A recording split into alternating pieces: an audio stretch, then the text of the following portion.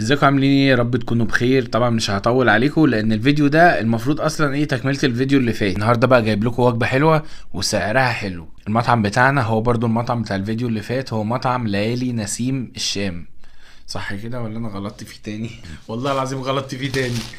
اسمه سنابل ليالي الشام. انا بتاسف له والله لو هو شاف الفيديو ده. انت اسمك صعب فعلا. تالت مرة في 3 فيديوهات اغلط في اسمك. المهم بقى وجبة النهاردة عبارة عن ايه؟ دي وجبة كريسبي، دي سعرها عامل 50 جنيه. يلا بينا يا باشا، خش عليا كده وروق عليا. ودي كلها بطاطس ولا ايه؟ جايبين كيسين كاتشب. نو الكيتشيانو. ايه الكيتشيانو؟ حب يا باشا تخش عليا تجيب صلصة هاينز. تعالى نفتح بقى الوجبة الجميلة دي، حجمها حلو. الجو كان كويس، مش عارف الدنيا قلبت ليه ده. في ثواني الدنيا كانت كويسة. تعالوا بقى نفتح الفيديو. قصدي تعالوا نفتح الوجبة. وقبل ما افتح الوجبة لو سمحت كده من فضلك اضمن لي كده وبص على زر اللايك، شوفوا باللون الازرق ولا باللون الرصاصي. لو باللون الرصاصي تك عليه هيبقى لونه ازرق. طبعا برضو تنزل تعمل اشتراك في القناة، واكيد هتكتب لي الكومنت الرايق اللي شبهك. خش على الوجبة يا باشا واتفرج على الجمال والحلاوة. ده هنا في قطعتين ستريبس وفي رز وفي بطاطس وفي شوية مخلل وفي تومية. قلت لكم سعر الوجبة دي 50 جنيه.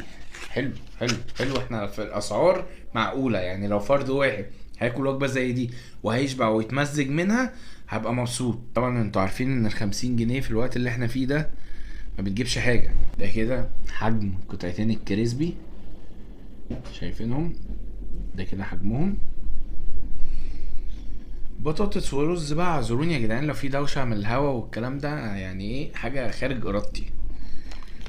تعالوا نبدا بالرز كده وعليه قطع من الكريسبي. وقع عليه الغلاف الخارجي بتاع الكريسبي، وقع على الرز فهيدي قرمشه حلوه. لا استنوا بقى، استنوا بصوا القصه دي عايزه ايه.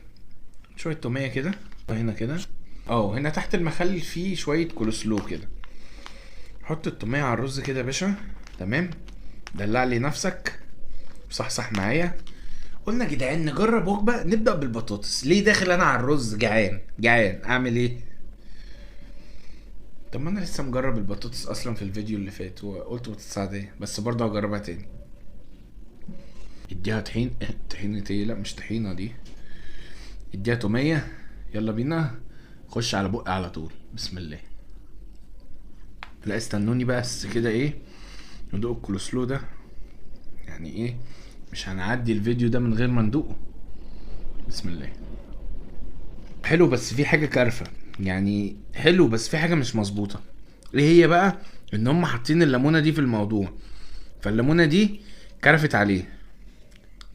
لا شغال مش وحش، بس هي الليمونه دي اديته طعم كده مزازه جامده. هنا بقى حاطين الفلفلايه دي، قرن الفلفل ده حاطينه جوه التوميه، خلى التوميه طعمها حراق. ندخل بقى نكمل المهمه بتاعتنا وندخل على الرز بالتوميه. الرز مفلفل وبيلمع، بحب الرز اللي بيلمع ويبقى مفلفل كده. وطبعا بهدلت الترابيزه وبهدلت الدنيا. يلا ندوق، بسم الله. بيعملوا سنة تدخينة فحم كده في الرز، بيطلع طعمها حلو قوي. اللي هو تقريبا ممكن يحط الحلة كده فحمية مولعة على طبق ويسيبها كده في الحلة، تدي الرز طعم الشوي الحلو. فاهمني؟ تعالوا بقى ندخل على البطل ده. قطعة الكريسبي، يا ترى دي هتبقى معجون فراخ ولا قطعة فراخ؟ لا والله طلعت قطعة فراخ. استنوا كده نركز. لا والله قطعة فراخ اهي.